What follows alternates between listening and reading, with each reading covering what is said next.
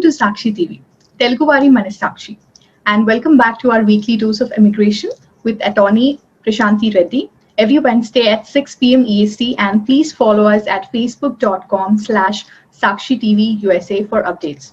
My name is Divya and I'll be your host for today's show. Hello Prashanti, welcome back to the weekly Hello. Wednesday immigration talk show.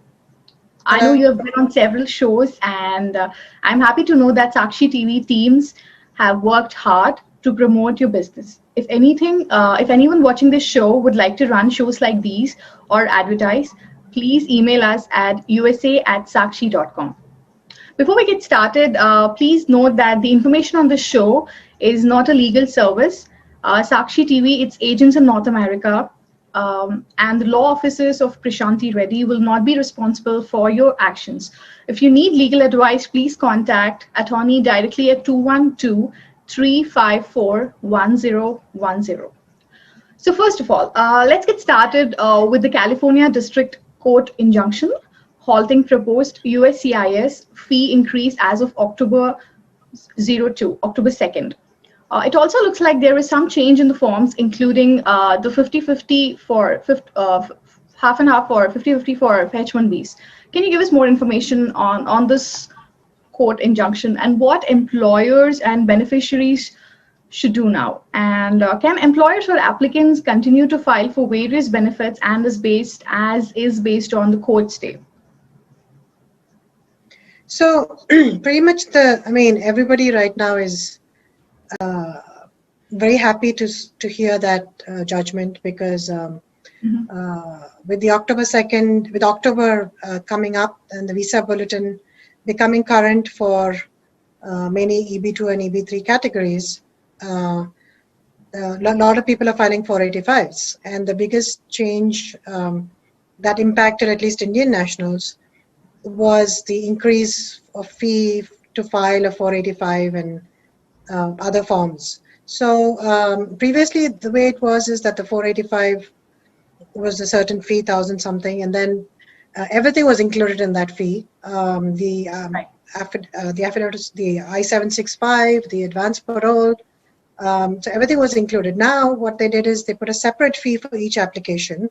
So if you have to file an EAD, if you have to file advance parole, it's a separate fee, and cumulatively that was coming to about $1,000 extra per person. So that's a huge saving for this season, especially in October. Literally thousands of applications are being filed. So huge saving for the individuals because they have to pay half the amount now. Instead of 2,000 something, it's 1,000. So it's a saving of about $1,000 per applicant. So that's a big thing. The other part of that fee increase was that employees who had more than 50 employers who had more than 50 employees on a H-1B have to pay that $4,000 additional fee, and that was always there. But now with this new fee increase, also they changed who has to pay it or at what circumstances this fee has to be paid. So now it's even being implemented for extensions. Before, extensions were exempted, H-1 extensions, it was only for new filings that you had to pay the fee. Right. So that's also a big relief, at least for the time being, for employers, that they don't have to pay. 4,000 is a lot of money for each application. So, so that's also a huge relief, I think, as a result of this new fee increase not being implemented. But it's just an injunction, which means it's suspended, it's temporary. It's suspended until the court actually decides on, whether the fee increase was constitutional or not. Right. So let's jump into the hot topic, the October 2020 visa bulletin. So what are the predictions for EB3 and EB2 movement in the coming months? No one can predict that, so I don't even want to try. But to give you some background, 250,000 cases have been filed. We are going to be filed in October because that's the number of visa numbers for employment base that have been added. And also a lot of EB2 cases, they're downgrading it to EB3, so they'll be filing as well. So whoever is going to be able to get in the application in October. They will be included. People who are not able to get in their application, if your visa number is current, either via the filing dates or via downgrade of your I-140, beyond October, don't expect it to be current. So I would suggest any filing that's done is done in October, unless by October 15th we get the November visa bulletin and we still see the dates are current. So my prediction is that it'll go back. I'm hoping that I'm wrong, because the visa bulletin does have, the October visa bulletin has, at the end of it, if you see, there's a paragraph about what to expect. And they did say rapid movement of EB2 and EB3 for Indian nationals. But I don't know rapid movement for how long. Has the rapid movement already taken place? Or are they expecting more rapid movement? Because I know maximum number of people are going to file in October. So Right. I don't know what numbers will be available after that. So we have to presume that they won't be available. That's the best way to go. Yeah. So, can you advise the consequences of downgrading from EB3 to EB2? Yeah. So downgrading from EB2 to EB3. As I said, a lot of people need to do that, because if they, a lot of EB2s were filed. So EB2 is basically if you have an advanced degree, a master's degree, or a bachelor's plus 5 years of experience. Right. So right. a lot of people qualified for EB2, and so therefore they, logically filed for the highest, category that they qualified for. But so then what happened is every Indian nationalist falls under that highest category, because everybody has an advanced degree. So there was a lot more demand for EB2 than there was for EB3. So that's why we see a huge discrepancy in the visa numbers in the bulletin date, and we see that EB2 hasn't moved much by a year or so, and EB3 has moved from until 2015 from 2009. So there's a huge rapid movement for EB3 and not so much for EB2.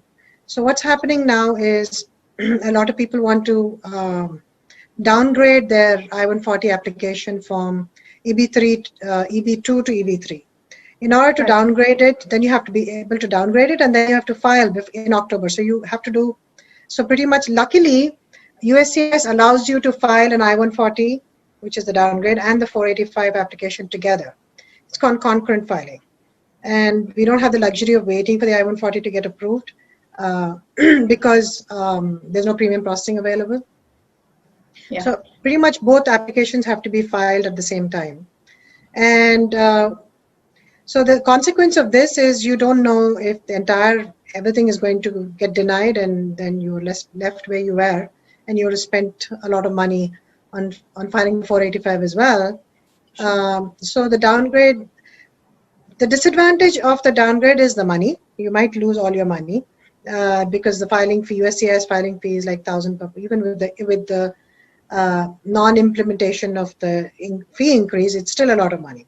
So that's the biggest disadvantage. There's no other disadvantage. I mean, if your EB3 I-140 gets denied, you still have your EB2 I-140. So you're back to where you started from, pretty much. So there's no disadvantage. The advantage is, of course, that you can file within this visa bulletin, you can file a 485. The advantage of filing a 485 is that you can now have EAD. You can have advanced parole to travel. You don't need a visa. You have EAD, and you have a lot of flexibility with moving employers, because after 6 months after filing the 485, you can move to a different employer. So, and very easily by filing a small form. It's not like the H1 where you file a transfer, it gets approved, it gets denied, So much more flexibility. And you don't have to depend on the stringent H1B rules. They have a prevailing wage. Every time you move your location, you have to file an amendment. It's just a big hassle to be on a H1. So being on a 485 allows you to breathe more easily. So that's the big advantage of downgrading. So the reason I'm saying that the application might get denied is because now when you file a new I-140, they're again going to look at something called the ability to pay for the employer. So the employer, every time he files an I-140, has to show that he has the ability to pay the prevailing wage as per the labor certification, as per the perm. Right. So that is often difficult because they will ask it from the date your last I-140 got approved to present. So if you are presently working for the employer, it might not be that difficult and it might get approved. But there's a lot of situations, Divya, in which people are moving back to their old employers and then want to downgrade and then file a 485. That becomes even more complicated because you're not on their payroll. So for them to show, if you're on the payroll, the amount that you're receiving on W-2 can be showed as part of the ability to pay. So if you're getting paid 80,000 already, and the prevailing wage as per the labor cert is 100,000, then the employer only has to show the balance of the 20,000 on their tax return, perhaps as profits. But if you're not, then it's going to get harder because the entire 100,000 has to show, the employer has to show that as a profit. So that becomes difficult. True. Which leads to my next question. So what happens if we downgrade now from EB2 to EB3 and then later EB2 becomes current in the coming months? So could you give more info on that, please? Yeah, so if you, a lot of people are asking this because they want to, I guess, what is it called, eat the cake and still have it, because they want the best of both worlds, but they have to understand that this is an opportunity that they're getting. So without procrastinating on it too much and asking too many questions and introspection, I think you just have to file first and then you can see what happens moving forward. I mean, it's not like if I say yes or no, your decision will change or you will stop filing. You will still file because this is a golden opportunity. You can't miss it. But with reference to what happens to the EB2, if you're filing, your attorney has to file a new I-140, not an amendment. If you file a new I-140, then technically the EB2 remains as is because you're allowed to file two I-140s. And then technically if the EB2 gets current, then you can interfile it with your 485. But that process is not very easy and there's no set system to do it. There are no forms that you can actually submit. So it becomes a little difficult to get it done. But yeah, it's possible. As of now, it's possible to interfile.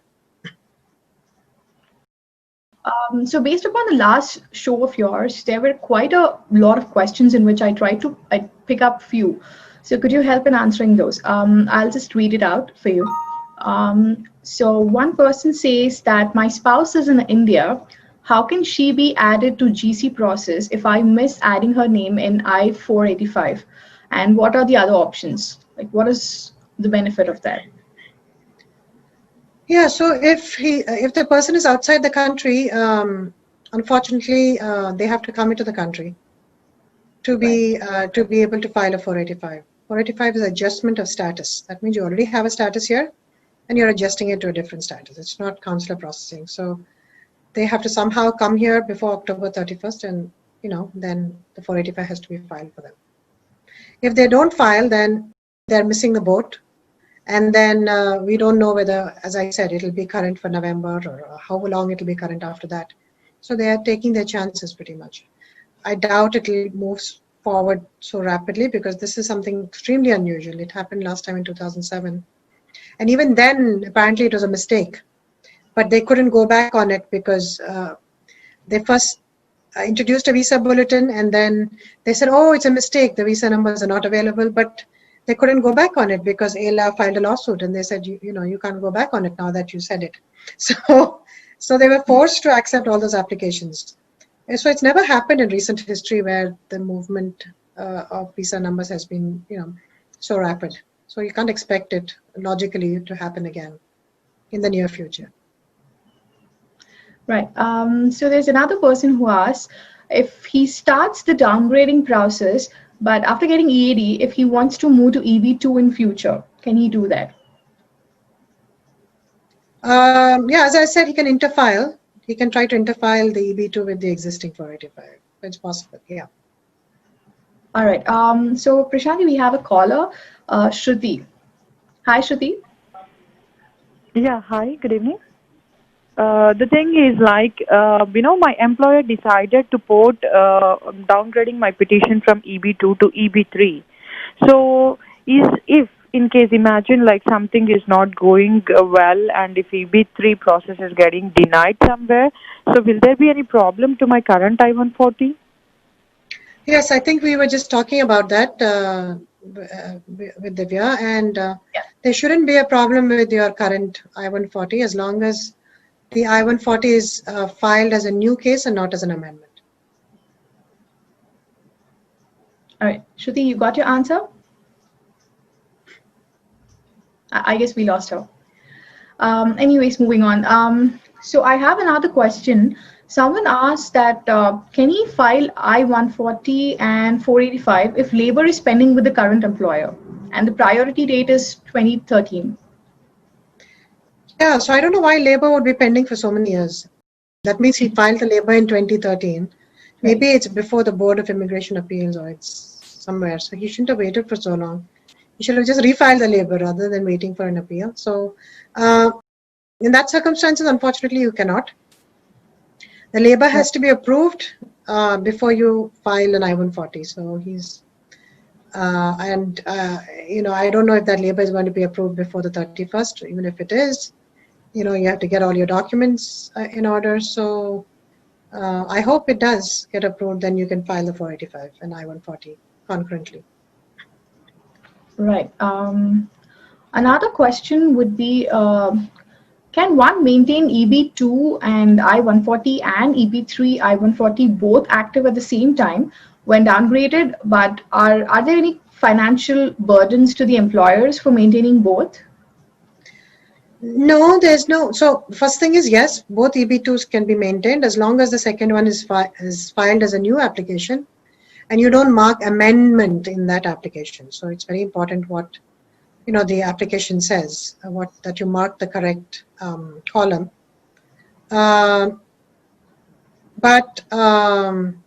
So with reference to the employer having some kind of a financial burden, there's no financial burden. Only thing is when you file the downgrade, then as I was explaining, there is some finances that have to be shown and the ability to pay has to be shown for whatever I-140 that you're filing. And it has to be shown from the priority date onwards, that is the day that the labor cert was filed, to the day that the I-140 is being filed. Right. So if someone has a DUI record, what will be the outcome of the green card? So DUI is basically driving under the influence or, you know, driving while intoxicated. And it really depends on whether they got a ticket, just if it's a traffic violation or if they got arrested for it. If they got arrested for it, then you have to mark yes in the 485. There's a bunch of questions where they ask, have you been arrested? Have you ever been charged? Have you, you know? So you have to appropriately mark yes, and you have to submit the if it's been if it's a criminal offense, you have to submit the certified court copy of the judgment. And if you were actually convicted of it, and not just arrested but also convicted, then it depends on what kind of crime you are convicted for. For example, if you were drinking under the influence and someone died, you hit someone or someone was badly injured, then it could be a felony. So it really depends on what happened. If you didn't hit anyone and you were just endangered yourself, then maybe it's just a misdemeanor. So a misdemeanor is an offense where you get less than 6 months in jail, generally in all states. And felony is when it's more than 6 months. So in the case of a misdemeanor, there is an exception in the green card 485 filing. If you have a petty offense, it's called the petty offense exception. So if you have a petty offense, then they will allow you to still get the green card if you can show that it was only one offense and otherwise you maintained a clean record. So there is that exception. So you shouldn't be a problem as long as it was not a felony. Right. So somebody else asks that I'm in India and my priority date is good to file. How can I file as consular processing? So you cannot file right now. because there are two, if you look at the visa bulletin, there's always two tables. One is dates for filing, and then one is final action date. Right. So right now, your priority date is actually not available because the final action date is not current. They've only moved the dates along for the date of filing. So date of filing is an artificial date which they give you, whereby you can, USCIS is allowing you to file the 485 and get the EAD, but you won't actually get the green card. So it's an artificial date that was created based on USCIS's judgment that they have the bandwidth to take some additional cases. So it's something like that. So therefore, if you're outside, that only applies therefore to adjustment of status, the dates for filing. So if it's based on dates for filing like it is now, you can't actually file for consular processing, because for that, the visa number should actually be available. If the visa number is available, what will happen is you'll get an email from the National Visa Center, NVC, and they will collect all the forms. It's not a 485, it's an immigrant visa petition, so they're a different set of forms. So everything can be filled out online. And once it's completed, they will send everything to the consulate. And then the consulate will call you for an interview, and then they will give you an immigrant visa petition. You come into the country and they'll process you for the green card. So it's a long process. And throughout this process, the priority date should actually be current throughout. Otherwise, it'll just stop. They'll just stop processing it. So it's hard if you're outside the country. Sure. Yeah. So does any bad credit, like a missed payment, or probably has effects on the final GC, do you think? So everybody is worried about their credit score and their credit now because of the new public charge rule. So as per the public charge rule, they look at not only what public benefits you've already taken, but if you're likely to be a public charge in the future. So this is kind of hard to determine. That's why they ask for all kinds of documents. They ask for to see whether you have health insurance, so that they hope that you don't get onto Medicaid. They want to see that you have a job. They want to see what kind of education you have if you're a dependent and you're not actually working. Whether you're employable, whether you'll start taking food stamps or something like that. So they want to see everything. Sorry to interrupt, Ms. Prashanti. We have a caller, I guess. Sure. Anshul. Hello, Anshul. Hi. Anshul, are you there? Yep, I'm here. All right, go on with your question. Hello? Okay. Yes, Anshul, go on with your question. I have a quick question. Okay. So I have a priority date of in 2012, and have the I-140 approved in EB3 with the previous employer A. The current employer, I moved in 2018 to this current employer, and the current employer has not started the GC process yet, but is willing to start as soon as possible. What do you suggest? Stay with the current employer or move back to the previous employer and file I-485? What's the suggestion here? So that really depends on whether you want to file the 485 or not. If you do, then you don't have a choice really. You have to go back to your previous employer, ask them to fill out the 485J. Hopefully you don't have any requirement to downgrade your I-140, then it becomes easier. So once they fill out the 485J and you file the 485, basically what should happen is you should start working for them for at least 6 months. And once you start working for them for 6 months, then you can possibly port your green card to another employer, so that you have that facility, that flexibility. Anshul, did you get the answer? Yes, just a quick follow-up on this. Thank you for this answer. So you're saying that once I file the 485, I need to start working for that employer for 6 months after I get the EAD. Is that correct, or do I need to switch to that That's employer correct. right away while filing 485? That's well, sometimes they might insist that you do it, that you change right away. But as per the law, you don't have to. You can start working for them once you file the 485. and get the EAD. So work for them for at least 6 months. And also, if you don't have an I-140 that you need to file, then it's easier, because then otherwise you'll have to wait for the I-140 to get approved before you can leave. Understood. And then after 6 months, I can possibly come back to employer B, which is the current employer, and then have them port the green card. I mean, is that a common scenario? You think so, or is it? Yeah. But legally, it is allowed. You're not in such a bad state, because at least you don't have to downgrade. So it's easier, even if you're going with an employer who you're not presently working with. So yeah, I think it's very doable. Okay, sounds good. Thank you so much. Thank you so much for your answer. Thank you, Anshu. Thank you. So moving back to our questions. So if someone has less payroll while on H-1B, like what would be the consequences, Ms. Prashanti? So I guess the question is, how does it affect your green card if you're filing a green card? If you're not getting paid the prevailing wage on the H-1. So what's happening is then you're violating your status. And if you're violating your status and they find out through pay stubs, etc., and if they dig deeper, then remember, when you file the 485, you have to be in status. If you're not, then you cannot file a 485. So they'll deny the 485.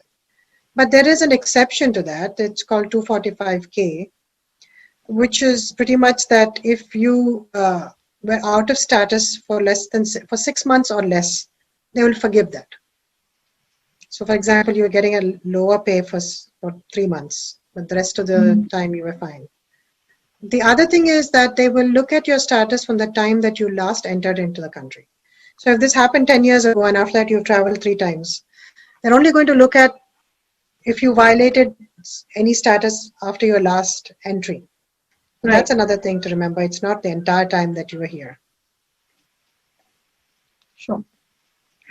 So I have a question about birth certificate too. So someone asked that if he doesn't have one currently, but he's been holding the affidavit. So is it enough to file the I-485? So if he doesn't have a birth certificate, that's what we have to do. Usually generally a non-availability certificate has to be submitted in place of a birth certificate. The non-availability certificate is saying that is from the registrars of deaths and births in India, and wherever they are born, in whichever town from the municipality, wherever they are. And that non-availability certificate is saying that the birth was never registered. It's not in our records. So if that is the case, then we submit that certificate, and then we submit secondary evidence, such as 2 birth affidavits from somebody who was present at the time of their birth. Sorry to interrupt, Sure. We again have a caller, seems like. Raju. Hello, Raju. Hello? Yes, Raju. Can you hear us? Yeah, I can hear. All right, go on with your question. So, I have a question. I wanted to change to an employer. They do not have, their address is basically residential address, not a commercial address. They're willing to sponsor H1 as well as a green card. Do you see any risk with the green card processing as their address is a residential? So but you didn't tell me what the situation is. The I-140 is already approved with that other employer? Yeah. Yes, it is already approved a couple of years ago. So is that under EB2 or EB3? EB2. So that's a problem because you have to downgrade. So this is no, the most difficult situation. My priority date is not current. It's still, mine is 2017. So I still have a lot of time. Oh, okay. So you're not talking about filing a 485 then. What are you talking about? I'm not talking about filing a 485, but do you see any risk processing with a green card, sponsoring from an employer with a residential address? When you say green card, do you mean labor cert? Which part of the green card? What are you talking about? The whole process, labor. Yeah, I wouldn't do it if they don't have at least an office space and they're working out of their home. In every instance, even at the I-140 stage, especially they could ask for, information about the office address. And if they see that it's a residential address, they're pretty much violating, number one, the zoning laws in the country. So I wouldn't file the green card through an employer who doesn't have a proper, office and, proper setup. Okay. Thanks for calling, Raju. So coming back to my questions, so we were talking about the birth certificate. So if somebody has the name wrong on the birth certificate when compared to the passport, so what would be the consequences?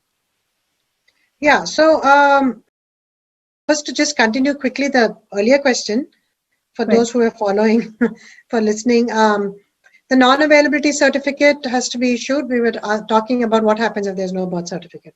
So we need to get the non-availability certificate, and we need to get it on top of that secondary evidence. Secondary evidence is basically two birth affidavits from two different people, one from each. Could be your parents, uncle, aunt, someone who's older than you and who was present at the time of your birth.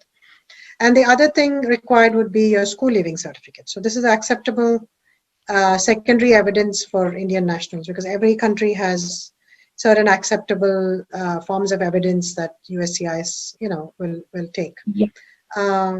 Shanti, I'm afraid I have to stop you there. We have a caller again. We have Banu Prasad from Mississippi. Hello. Hello. Yes, ma'am. Can you hear me? Yes, we can hear you. You can go ahead with the question. Okay.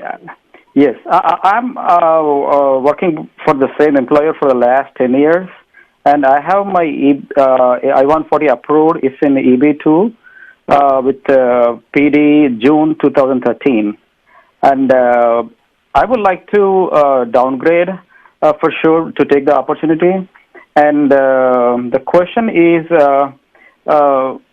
like you're talking about the amending and filing. So what is exactly the difference between amending and filing? Does the filing involves going back to advertisement and the labor and do all the process over again? And what happens, like, let's say if EB2 and the EB3 switches, they reverse back, like EB2 move forward and then EB3 reverses. So if I want to switch back to EB2 later on in 2 years when it becomes current, I want to just keep the EB2. So which one is a better option to go with? So right now you don't have a choice. You have to go with EB3 because your EB2 is not current. You have to downgrade it. Ma'am. There are two ways of downgrading it. One is an amendment. An amendment is when you mark amendment on the form. There is no other difference in procedure. A new filing is when you don't mark an amendment on the form. That's the only difference in the procedure. When you mark it as an amendment in the form, you're saying that you're amending the existing application, which means that you will no longer have the EB2. The EB2 will be converted to an EB3. Instead, if you file a new application, you have to file it with a copy of the labor, the old labor, and the process is pretty much the same. You're refiling the application. The only difference is we are putting it as EB3. So both involve the same process, same duration of time. It's just that you're marking a different column in the forms. And the consequences of both are different. That's all. Okay, ma'am. And the attorney who previously filed, now we have a different attorney for the last 6 years. So is it going to be a difficulty or have any consequences because of? No, I mean, you need a copy of the petition. You need the labor approval. As long as you get that from the other attorney, and they are obligated to give it to you, there is no consequences. Okay, ma'am. And the last question, please. And if we, after getting the EAD, if we move to an employer like who never sponsored H-1B visas, you never did a green card, so and using the EAD, can I work or will there be any problems? you're saying, I don't understand what your question right now. So you're saying, Okay, yes, ma'am. After let's say after 6 months or 9 months, if I get an EAD, and then I want to move to a new employer, but the new employer doesn't do any sponsorships or doesn't do anything green card process. He never did before. So okay, I understood. So every time you have to switch employer, every time until you get your green card, and 6 months after that. This is an employment-based green card. So you're not self-petitioning.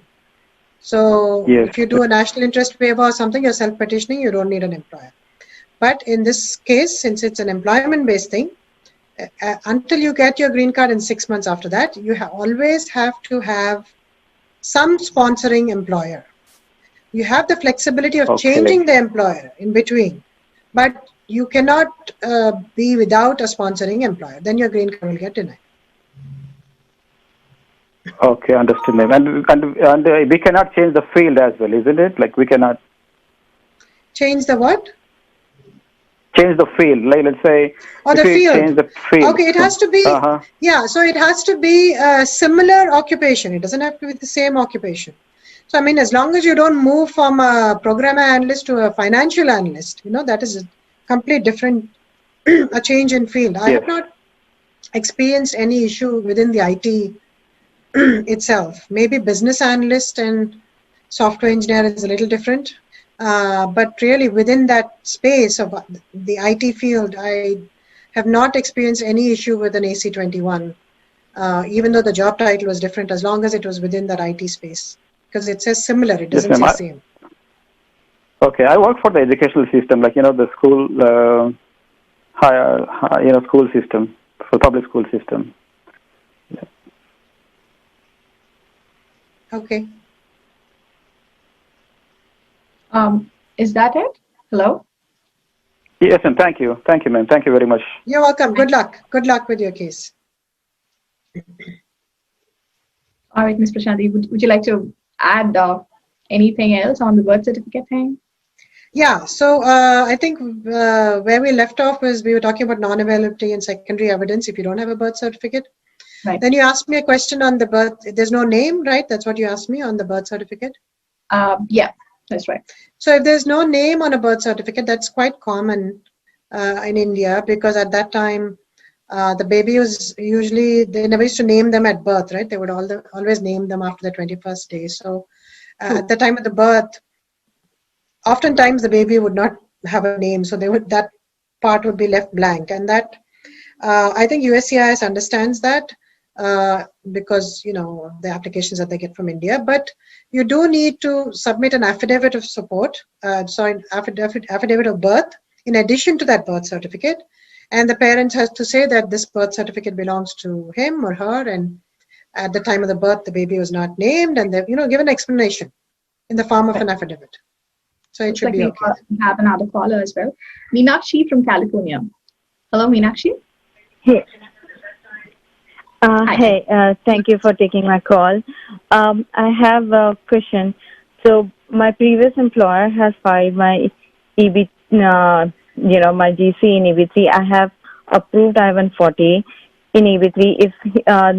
If I go back to my previous employer and he files I-485, how long do I have to work for the previous employer? Does it, like the 6 months I heard, is that after I receive EAD or when the employer files 485? And second question I had is, after I get my EAD, can I switch back to my current employer, and can my current employer file in EB2 category? Right. So I think I understand the gist of your question. So the first answer to the first question is basically how long do I have to work for my employer if you're not filing an I-140 downgrade or anything like that. And it's just a straight 485 and with the 485J. You don't have to be working with him now, but you have to work after you get the 485 for at least 6 months. And you can, but the thing is that in order to work for him, you have to either transfer the H1 or work with him, or wait to get the EAD and then work. So if you're getting the EAD and then working for him, then you have to wait for 6 months after that.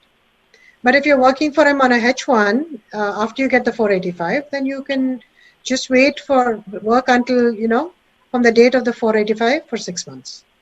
So it depends on whether you're working on EAD, whether you need to wait for EAD or you're going to continue to work on a H1. So that's the answer to your question. The second question is if you can interfile your EB2 through the other employer or through the same employer. The answer is still the same. As I was mentioning before, once you file your 485, if EB2 dates become current, you can attempt to interfile. There is a process in place right now for that. We don't know what will happen in the future, but right now it's there. And I think also you had a question if you could change employers, which I think I already answered after 6 months, either after you get the EAD or after the 485, depending on whether you're working on a H1 or an EAD. So I think I've answered all your questions. Yeah, so I understood. Now I'm working on a H1 right now, so I have to transfer my H1 and I have to work until my 485 is approved and I get my EAD. And then no. And not 485 won't be approved now. It'll take another 10 years or 20 years to get approved. Not 485 approved. Okay. You have to wait. You have to work for 6 months after filing the 485. Then you can, after that, you can port it. Okay. And so the next employer, if I switch after 6 months, he can file in EB2 category. I mean, he can file an I-140 and yes, you can interfile it, yeah. Okay. Cool. Thank you so much. Thank you, Meenakshi, for calling. Thank you. So, we can get back to the birth certificate topic. Yes, so I think I already answered it. With reference to birth certificate, the name, if the name is not mentioned, then we submit. Also, like few birth certificates don't have the native, they have native language written on the name, right? I mean, not specifically in English, but probably in any other language. Would that be a problem? So most of the birth certificates from India are in dual language. They're in whatever local language as well as in English. So in that instance, as long as the name is there and the date of birth, all that is there, then it's fine. You don't need a translation. But if it's completely in a different language, where in some states that's the case also, then you would need a translation, a certified translation. Anyone can translate it as long as they certify that they are proficient in both English and that particular language. Also, is the birth certificate only for the principal candidate or even for the dependents? So every person filing the 485 has to meet the burden of the 485. So it's a separate application for each and every person. So the public charge, the status questions, the birth certificate applies to medicals, applies to each and every individual filing the 485 in the family. All right. So there's another question wherein somebody is asking, like, what happens to his case if AOS application is pending and the date retrogresses? Nothing happens. A lot of people think that it gets denied or something like that happens. But once you file the 485, you're in. Right. So you're in the door. And you continue to be a 485 person, a person with a 485 pending for the duration of that time. All right. I have a question regarding EAD as well. So can we have the EAD and H1B parallelly, and what is the timeline we'll get for an EAD? And given we file it on the October and terminate my H1B once I receive the EAD, like, can we do that? Yeah, so you have to you can maintain both H1 and GC at the same time. You can maintain being on a 485 and filing a H1 at the same time. So in order to do that, as long as you don't use your EAD and you don't change the I-9, you can do that. Okay. But the thing is, if you travel, and also you can travel on advance parole, you don't need a visa, and you can come back on that advance parole and still maintain your H1. So it's a good idea sometimes to maintain, both. All right. Looks like we have another caller, Anjali from California. Hello, Anjali. Yeah, hi. So my question is, I have my I-140 approved in EB3 category with the previous employer with the priority date of November 2013. I also have a I-140 approved in EB2 category with my current employer with the same PD since it was ported. Is it risky to refile my I-140 now in EB3 along with porting the old date and then filing I-485 concurrently? You have an I-140 filed through your old employer? Yes, old as well as new. So can you file through your new employer? Is that priority date available? No, with the new employer, with my current employer, the priority date is still old, but it's in EB2 category. Okay, so then it's best to go with your present employer by downgrading it to EB3 category. Okay, so the old employer, so my question is also, the old employer, the priority date is current? Yes. Yeah, so see, if you don't have to, you're better off if you don't have to file an I-140, because then your case becomes easier. Now, if you go back, if the old employer is willing to sign and fill out the 485J, you might be better off going to the old employer. Yeah, you might be better off going to the old employer, and then after 6 months, as I was saying to the previous caller, you can always switch to whoever you want. Actually, I'm not in touch with my old employer, so that option is not available. My question was like, if I can refile my I-140 with current employer by downgrading to EB3 and then file the I-485 again. That's, I mean, not yeah, again, but concurrent. Right. Yeah, you can do that. You can do that as well. I mean, I would have, because I didn't want you to file the I-140 again, because if you file an I-140, the problem is there could always be a denial on the I-140 because of the ability to pay issue, because that employer has to prove that again. But if you're presently working for the employer, it might be easier to prove because you're already on their W-2. So yeah, go for it. Go for a downgrade and file the 485 concurrently. Okay, thank you so much. Thanks, Anjali, for calling. So, Ms. Prashanti, my next question would be, while filing AOS, do we need to file both I-944 and I-864 or just I-944? And what would be the requirement for I-864? So the primary applicant doesn't have to do an I-864, but has to do a 944. 944 is the new form, the public charge form. I-864 is the affidavit of support, which the primary applicant has to do, fill out for all his dependents. Basically saying that, he's going to support them for his spouse, right, his or her spouse and child.